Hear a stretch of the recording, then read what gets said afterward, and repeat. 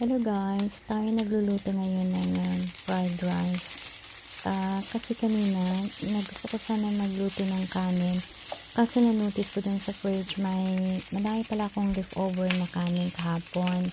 So, ako yung nag-isip na lang na gawin fried rice na lang. So, ako yung naghanap ng carrots, meron namang carrots, tapos may red onions, tapos pumunta naman ako dun sa freezer, meron naman akong sweet peas, ayan.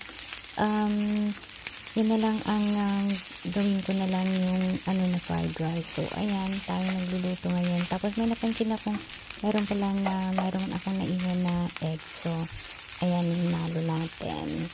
So, ayan, ang fried rice natin ngayon. Pang dinner natin. So, ayan guys, maraming salamat sa inyong panunod. Until next time, bye for now.